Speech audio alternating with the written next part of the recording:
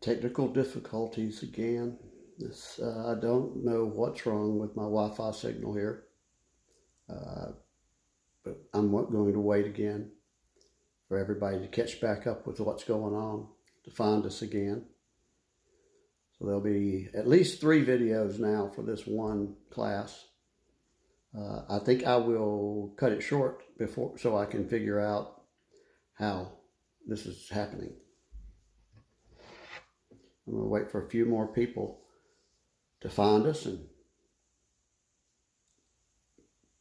come back on.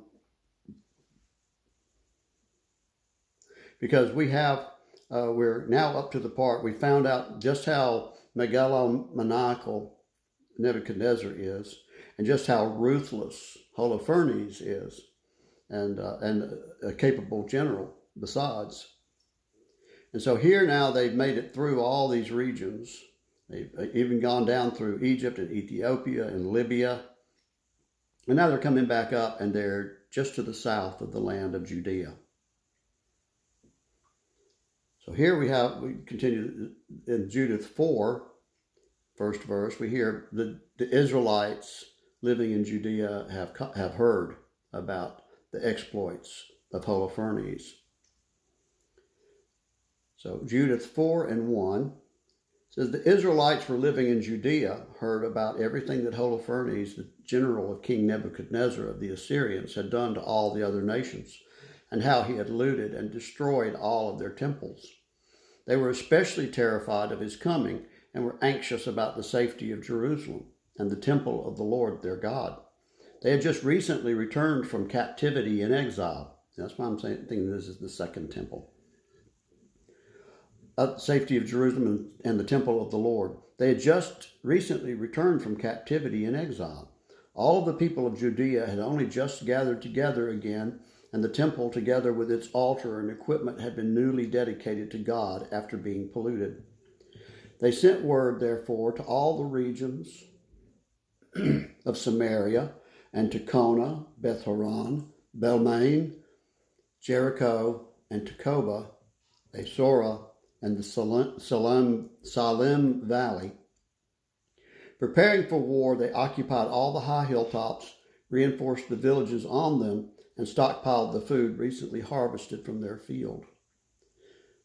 Then Joachim, the high priest in Jerusalem at that time, wrote to the residents of Bethulia and Bedomestain, which is opposite Esdraelon, facing the plain near Dothan, telling them to guard the mountain passes because they were the entrance to Judea. It would be easy to stop anyone trying to enter through them because the passages were narrow and allowed for only 2 men at the most to pass through. So the Israelites did everything that they were told to do by Joachim, the high priest, and the council of the Israelites that was meeting in Jerusalem. This is another reason why I think this is Second Temple, early Second Temple. Because they had just recently come back from exile, and they were being led by a high priest, not a king. A couple of clues. So every man in Israel humbled himself and cried out earnestly to God. They, along with their wives, their children, and their cattle, and every immigrant, hired worker, and slave, put funeral clothing around their waists. And all the Israelite men, women, and children living in Jerusalem fell on their faces before the temple, putting ashes on their heads and stretching out their funeral clothing before the Lord. They even laid funeral clothing around the altar.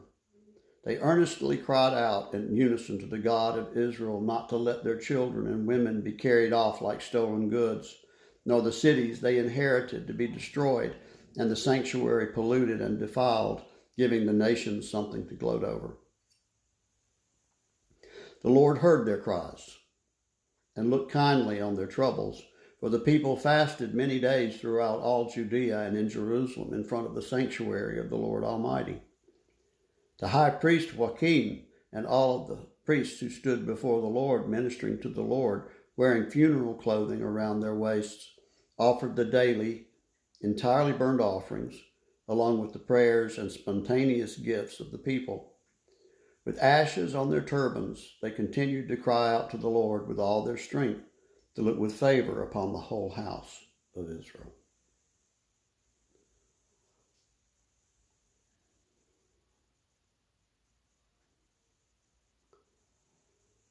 Now, Holofernes gets wind that they're going to resist his military advances. So Holofernes, this is Judith 5:1. Holofernes, the general of the Assyrian army, was told that the Israelites, in preparation for war, had closed off the mountain passes, fortified all the high hilltops, and set up roadblocks in the plains. Filled with anger, he called together the rulers of Moab, the commanders of Ammon, and all the governors of the coastlands. He said to them, "Tell me, you Canaanites, who are these people living in the highlands? In what cities do they dwell? How big is their army? Where does their strength and power lie? Who is set up as their king leading their army? And why, unlike all those living in the west, have they refused to come and meet me?" He said, this is a strange, he hadn't gotten this reaction. Then Achior, the leader of all the Ammonites, said to Holofernes, "Please listen to the word of your servant, my master, and I will tell you the truth about this people who live in the highlands near you. I'm your servant, I won't lie to you. These people are descended from the Chaldeans. In the past, they lived as strangers in Mesopotamia because they weren't willing to follow the gods of their ancestors in the land of Chaldea." Talking about Abraham. "They broke with the customs of their parents and worshiped the God of heaven, the God whom they knew. So their ancestors sent them away from the presence of their gods, and they fled to Mesopotamia, where they lived as strangers for a long time. Then their God commanded them to leave there and go to the land of Canaan. They settled there and became very rich in gold, silver, and cattle. But when a famine spread through the land of Canaan, they went down to live as strangers in Egypt, where there was food. While they were there, their numbers increased so that they couldn't be counted. Then the king of Egypt turned against them and took advantage of them, enslaving them and forcing them to make bricks. They cried out to their God, and he sent incurable plagues upon the entire land of Egypt, so that the Egyptians drove them out of their sight. God dried up the Red Sea before the Israelites and led them by way of Sinai and Kadesh Barnea. They drove out all of the inhabitants of the desert. They lived in the land of the Amorites and destroyed all the Heshbonites with their strength. Once they had crossed the Jordan, they took possession of all the highlands.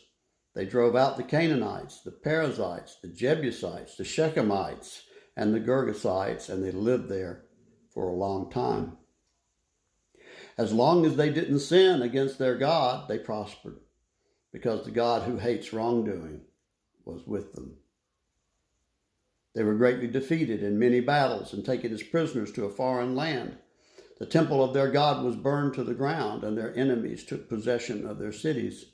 But now they have turned back to their God.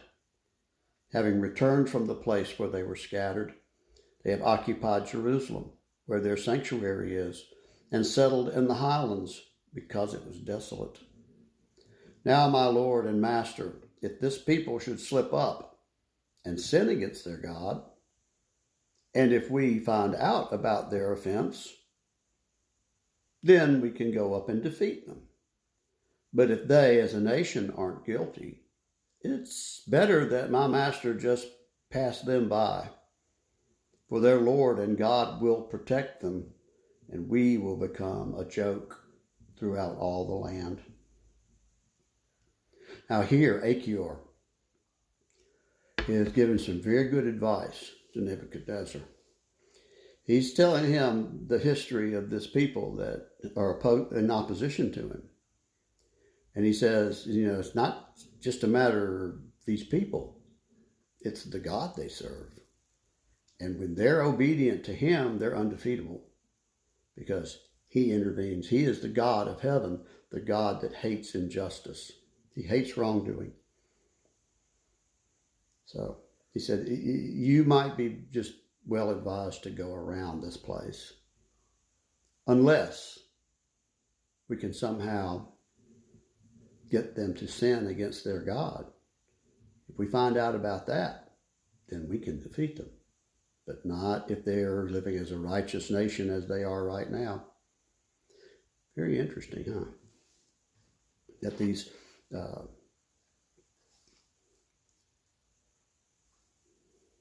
this Jewish nation living righteously under the leadership of a high priest is considered undefeatable by the people that surround them. 22. As Achior finished relating these things, all the people standing around the tent began to grumble. Holofernes' officers and everyone from the seacoast and Moab said that Achior should be executed. They said, "We aren't afraid of the Israelites. Indeed, these people don't have the power or strength for making war. Therefore, Lord Holofernes, let's go up and devour them with your entire army." They weren't buying what Achior said.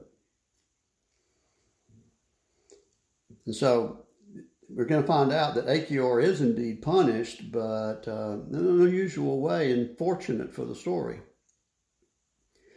When the commotion of the men, this is Judith 5. I'm sorry, Judith 6. I don't have my glasses on. I'm trying to get by without them.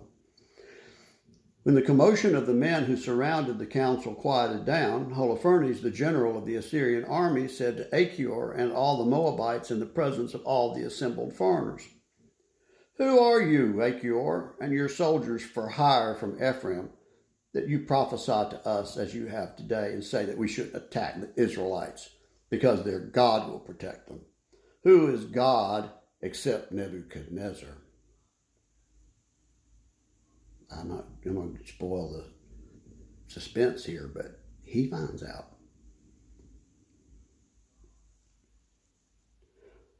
Who is God except Nebuchadnezzar? He will send his power and destroy them from the earth, and their God won't rescue them.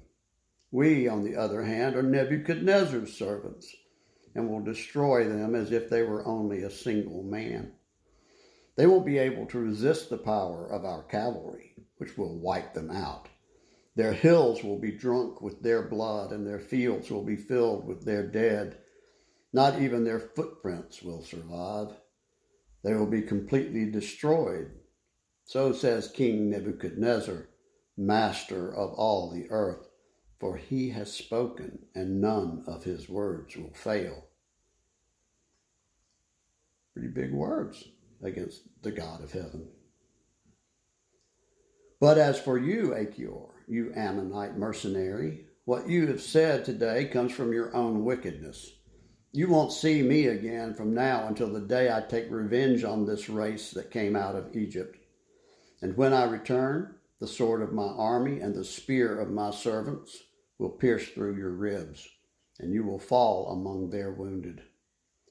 Now my servants will deliver you to the highlands and leave you in one of their cities near the mountain passes. You won't die until you're destroyed along with them.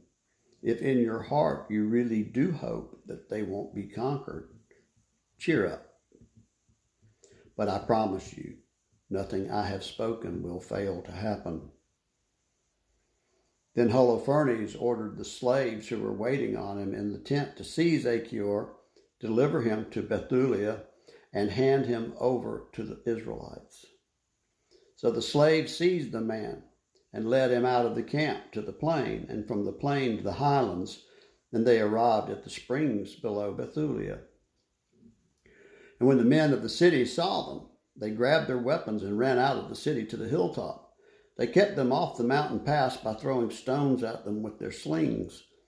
By finding shelter below the hill, the Assyrians tied up Achior and left him at the bottom of the hill, and then returned to their master. And when the Israelites came down from their city, they found Achior. They untied him, they led him to Bethulia, and presented him to the rulers of the city. In those days, the rulers were Uzziah, Micah's son, from the tribe of Simeon, and Shabris, Gathaniel's son, and Sharmas, Melchiel's son. And they called together all the elders of the city, and all their young men and women ran to the assembly. They set Achior in the middle of all their people, and Uzziah questioned him about what had happened. He answered and told them what was said in Holofernes' council, both what he had said among the Assyrian commanders and what Holofernes had boasted he would do to the house of Israel. Then the people ran away scared. Then the people fell down and worshipped God. They cried out, "Lord God of heaven, look at their arrogance and have mercy on our nation in its humble state. Look favorably this day upon those who have been dedicated to you." They comforted Achior and praised him greatly. Uzziah took him from the assembly to his own house and made a feast for the elders, and all through the night they called on Israel's God for help. Now here, Holofernes intends to slaughter them all and Achior with them. And upon hearing what Achior had told him and Holofernes' response and blasphemy, they were actually encouraged, but they entreated God. So even though Judith is the heroine of this story, it's the God of heaven, the God of Israel, that is the true hero of this story. And it's made clear in this narrative that it was through his power and influence that disaster was averted at this time. I think we'll stop there for tonight before my Wi-Fi connection flickers off again. And next week we'll begin with the 7th chapter of Judith, and we'll see the events that follow the siege of Bethulia. Now, I'll say this before we sign off. The town of Bethulia is not mentioned anywhere else in history. Evidently, it was not a very significant city, just a little town. And Judith is just a little woman from a little town standing between Israel, the house of Israel, and the Assyrian army. That's where we're going to leave it tonight. And we'll pick back up with 7 and 1 next week. Good night, Farm Branch.